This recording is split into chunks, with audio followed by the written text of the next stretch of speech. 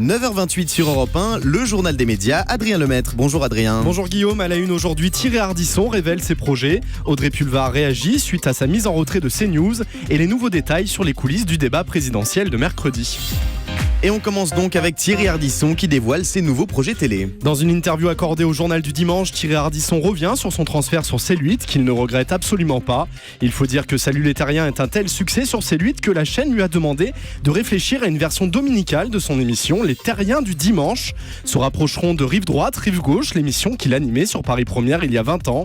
Un prime est également en préparation, samedi soir à Pigalle. Il s'agira d'une émission entre le cabaret et la rencontre intimiste.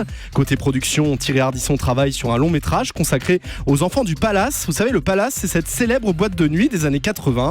Il prépare également une série sur les coulisses d'une chaîne de télévision intitulée Talk Show. Vous allez au Palace un peu, Julie ? Oh, j'y suis allée, oui, mais pas dans les grandes soirées chaudes. Les grandes soirées Non, chaudes, donc non. très bien. Salut les Terriens qui... J'y allais, mais il y avait un restaurant aussi qui s'appelait Le Privilège. Vous au m'emmènerez ? Palace. Et Non, là, ça n'existe plus maintenant. Non, je crois que ça n'existe plus. Bon, mais salut Le les- Privilège, j'y allais souvent. Ouais. Salut les Terriens qui continuent de cartonner sur C8 à tel point, vous l'avez compris, que l'émission pourrait donc être déclinée le dimanche avec les Terriens du dimanche. Audrey Pulvar réagit suite à sa mise en retrait de CNews. Mercredi dernier, la journaliste avait été mise à l'écart de la présentation suite à la signature d'une pétition contre Marine Le Pen. Aujourd'hui, elle réagit dans les colonnes du Monde où elle publie une tribune. Elle persiste en appelant à faire face au Front National et déplore l'absence de mobilisation face à la qualification de Marine Le Pen au second tour. L'ancienne animatrice de Pop-Up aborde également son cas personnel en revenant sur sa mise en retrait. Elle parle de l'acceptation du principe de neutralité, mais aussi du succès de l'extrême droite depuis plus de 30 ans, auquel ont contribué les journalistes dont elle fait partie.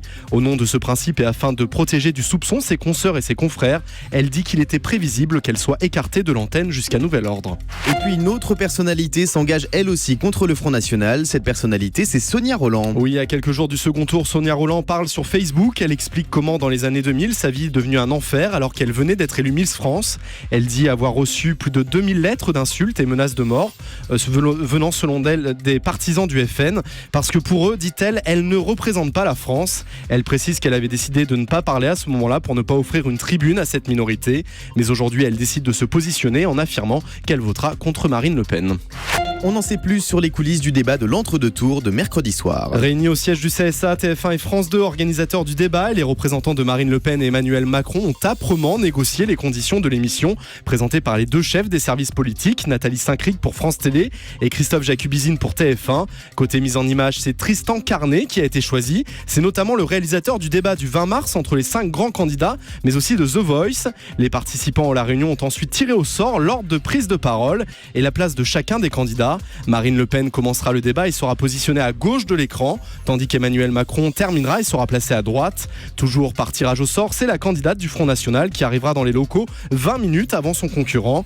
En revanche, les participants ne se sont toujours pas mis d'accord sur les conditions de la réalisation et les fameux plans de coupe qui permettent de voir l'autre candidat quand celui-ci n'a pas la parole. Cette question sera réglée demain lors de la nouvelle réunion. Le débat de l'entre-deux tours donc à suivre mercredi soir sur TF1, France 2, mais également bien sûr les chaînes Info. Bruno Solo bientôt à la présentation de documentaires historiques. L'acteur incarnera sur France 5 un nouveau rôle, celui de passeur d'histoire.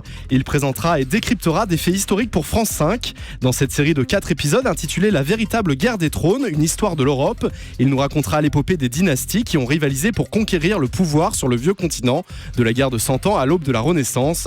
Au programme de ces docu-fictions, des alliances, des trahisons, mais aussi des mariages, des meurtres et des complots. Le tournage débutera au début de l'été et la diffusion n'est pas prévue avant la saison prochaine. Arte tourne une série sur les droits des homosexuels. Cette mini-série intitulée Fierté pourra compter sur un casting de choix avec notamment Chiara Mastroianni, Emmanuel Berco ou bien encore Jérémy Elkaïm. Elle reviendra sur le combat des homosexuels de l'élection de François Mitterrand en 1981 à l'adoption du mariage pour tous grâce à la loi Taubira en 2013. Les 3 épisodes de 52 minutes seront en tournage à partir de demain et bientôt diffusés sur Arte. Daphné Burki aurait été approchée par TMC. Après le succès du transfert de Yann Barthès l'année dernière de Canal+ vers TMC, il semblerait que le groupe TF1 ait une nouvelle cible en vue, Daphné Burki. Selon le journaliste Renaud Revel, l'animatrice de la nouvelle édition sur C8 attiserait les convoitises d'Ara Aprikian, le directeur adjoint en charge des contenus de la chaîne du groupe TF1. Rien d'étonnant pour ce responsable d'envisager un tel transfert. Ara Aprikian avait en effet contribué à l'époque au succès de D8, la chaîne qu'il dirigeait jusqu'à l'année dernière. Daphné Burki sur TMC, affaire à suivre. suivre. Donc Capucine Anav perd son procès contre Énergie 12. Il y a un an, suite à des changements sur le Mad Mag d'Énergie 12, Capucine Anav avait soudainement disparu des écrans télé et s'était déclarée en arrêt maladie. Elle demandait alors à la chaîne le paiement de 4 mois de salaire, la requalification de 190 CDD sur 4 ans et un dédommagement pour préjudice moral. Seulement voilà, Capucine Anav a été déboutée devant le Conseil des prud'hommes. Selon le magazine Public, l'avocat d'Énergie 12 a notamment remis en cause sa défense en assurant que cette dernière allait très bien pendant son arrêt maladie. Elle diffusait en effet des publications sur les réseaux sociaux durant les mêmes dates que cet arrêt maladie. Résultat, le procès est perdu, mais Capucine continue de tenir la barre de chroniqueuse dans Touche pas à mon poste. Et on termine avec le chiffre du jour. 90 000 comme l'audience de Bertrand Charmeroy hier sur W9. Son magazine de divertissement OFNI réalise son pire score historique avec seulement 0,4% d'audience, Guillaume. Et oui, 90 000 téléspectateurs, je peux vous dire que c'est le pire score de W9 en prime time de toute l'année. W9 qui a l'habitude d'être puissante sur les prime time. À noter que la semaine de Mathieu Madénian et Thomas VDB ne réalisent que 360 000 téléspectateurs juste avant. C'est un très petit score donc pour Bertrand Charmeroy. Voilà, c'était le journal des médias. Merci beaucoup Adrien Lemaître.